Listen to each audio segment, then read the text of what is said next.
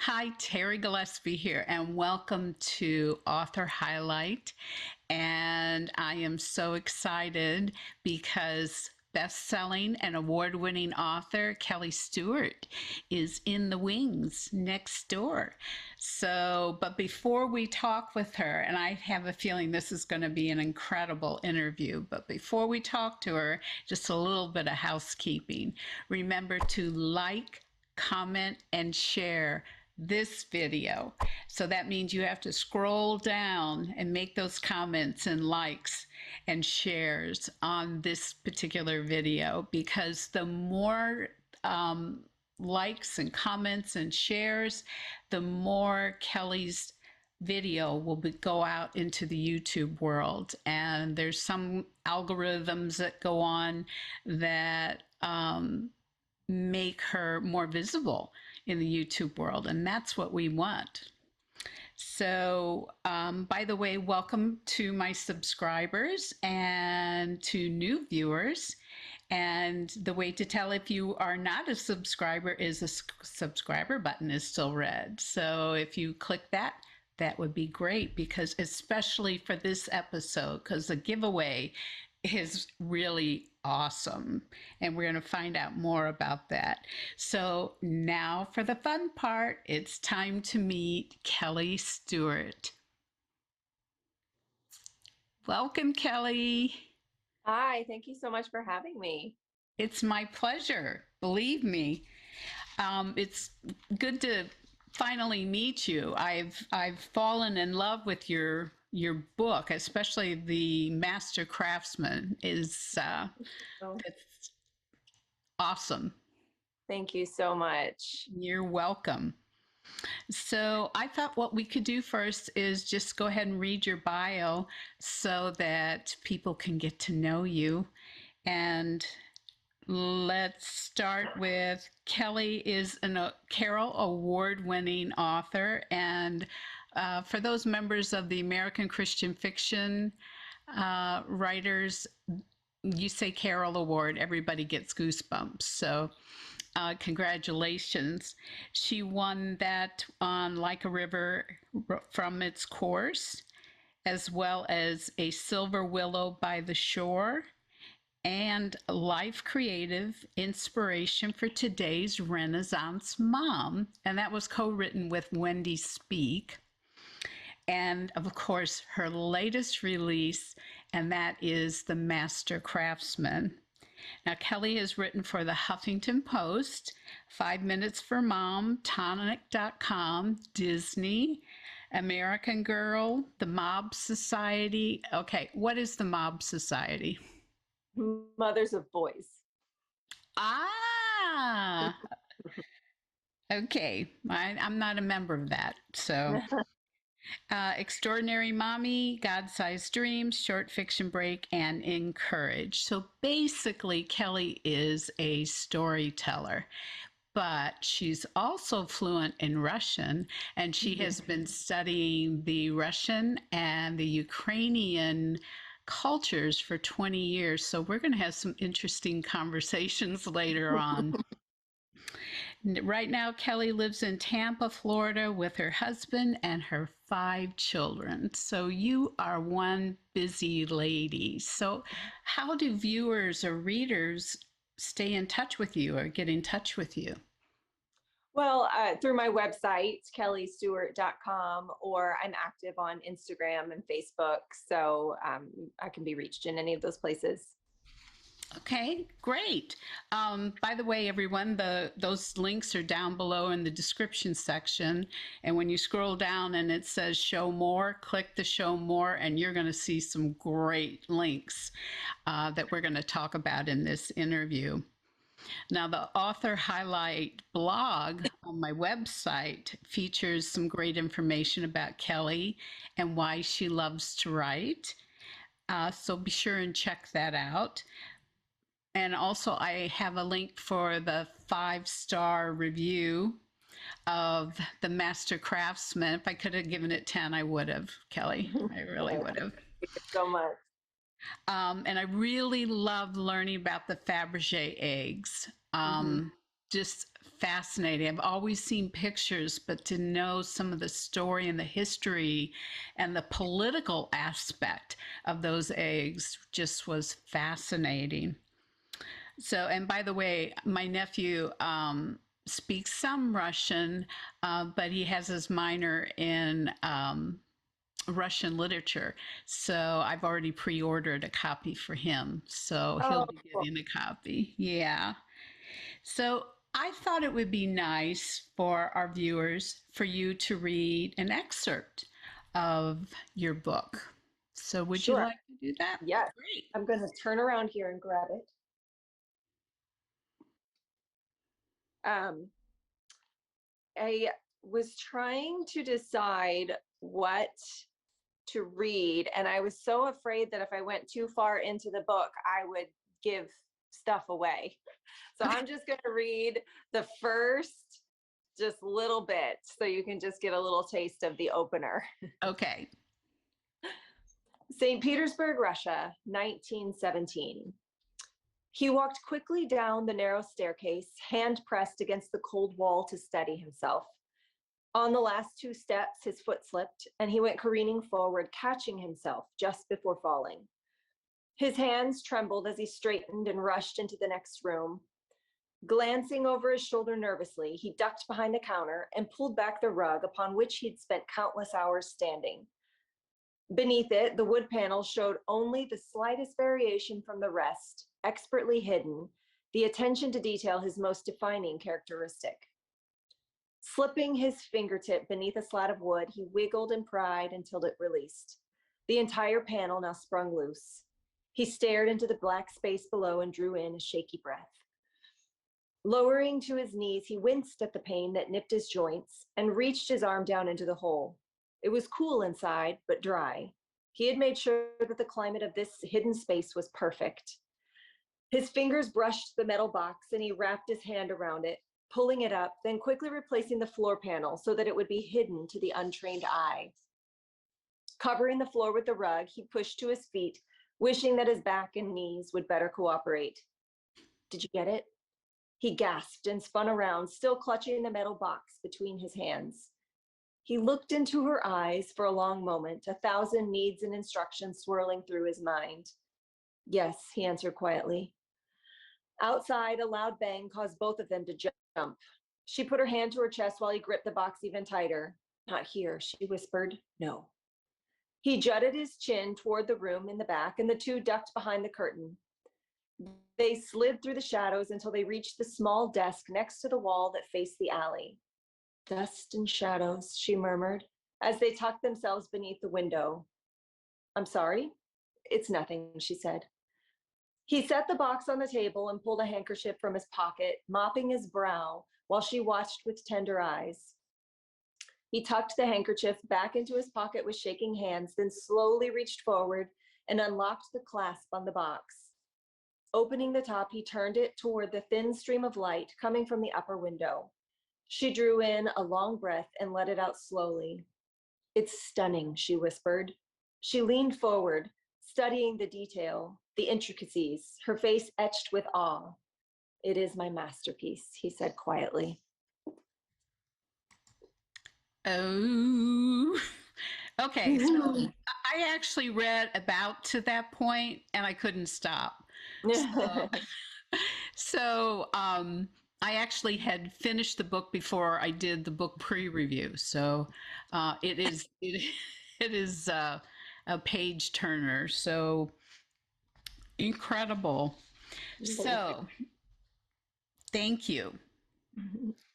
So, from your bio and your social media, I know that you're experienced in the Russian and Ukrainian cultures. So, with everything going on right now, I mean, it's heartbreaking. Do you have any insights and anything that you can um, share? I do. It's very difficult. It's been a really hard month. I actually studied Russian in Ukraine. which is so interesting now.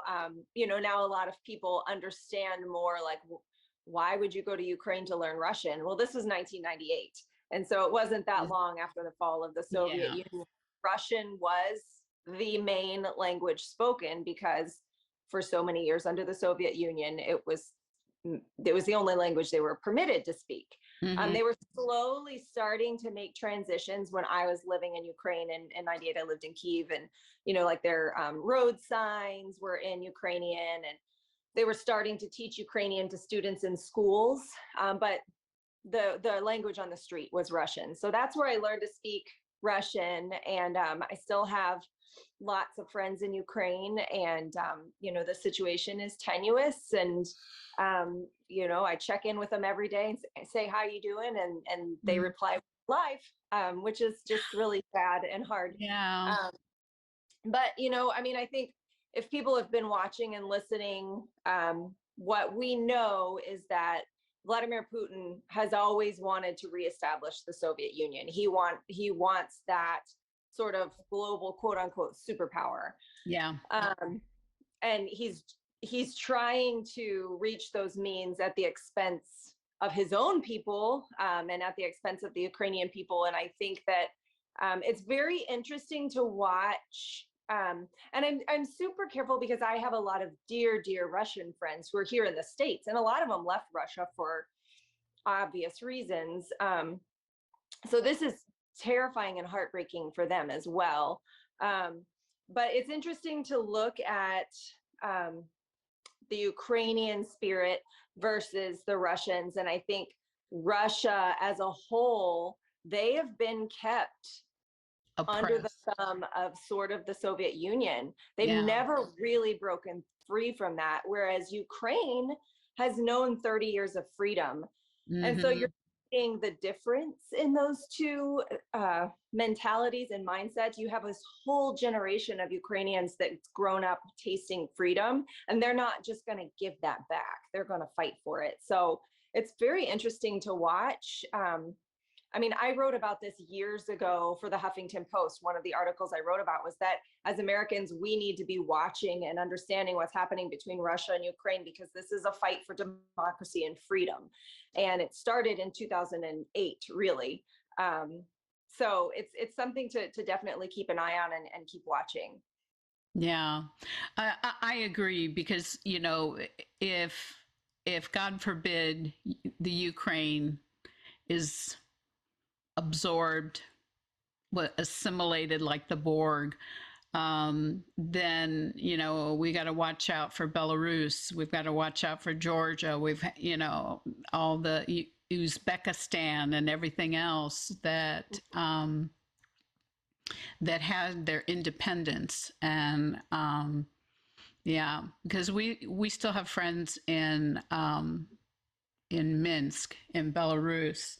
And I noticed that you actually went there too as a mission trip. And in fact, friends of ours, he would do outreaches where he would have concerts. And I don't know if you heard of New Jerusalem. Mm-mm. Yeah, they were a band in Minsk, and they were fun guys. Anyway, thank you for sharing that. It just really means it helps us to pray better for the people, because the Russian people are just as exposed to the oppression that Yeah. is going on. And it's the same way for any country that has somebody who's a dictator.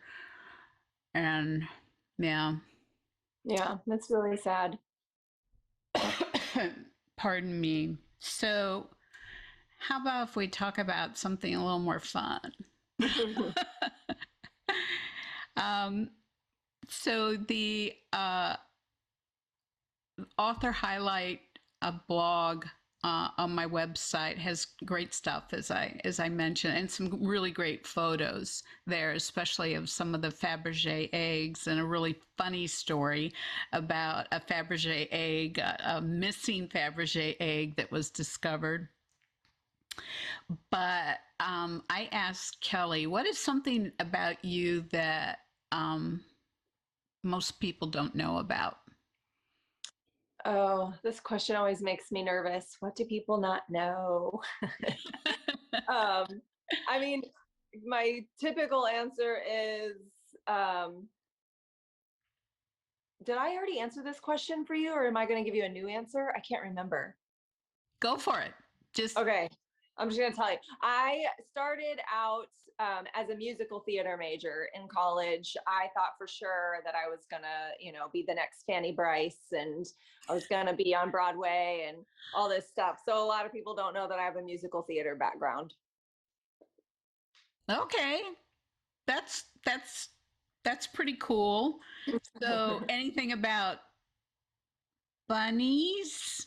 Oh yeah, I did tell you that. I'm afraid of bunnies. I don't like them. I just don't. Their noses wiggle. Like they seem unpredictable. They can hop in any direction without like warning. I'm just not a fan of bunnies. They look at you with like these little beady eyes that just make me feel like they're plotting. I don't know.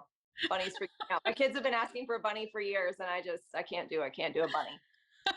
Yeah, and those big teeth too. So, Oh yeah, no, yeah. I just can't. They're cute in a picture, but get me up close. I'm good. I'm good. I don't need.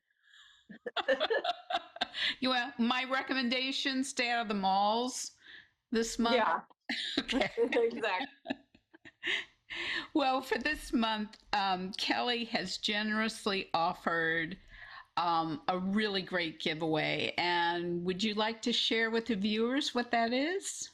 Yeah, so I'm wearing this blue and white Fabergé egg pendant, and I have another solid white Fabergé egg pendant that I would love to give away with a signed copy of the Master Craftsman to one of your viewers.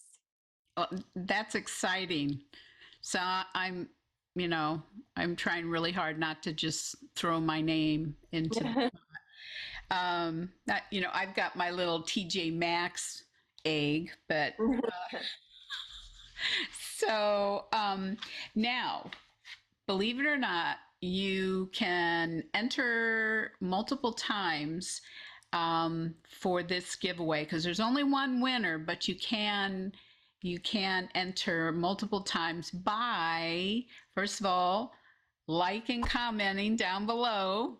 And that's one entry. If you share, that's another entry. If you click on the subscribe button and then click on the little white bell on my YouTube channel, that's two entries. And then if you hop on over, sorry, if you hop on over to the blog, which the link is down below, then comment there. That's another entry. And if you subscribe to my newsletter, that's another entry. Plus, I have two free gifts for new subscribers.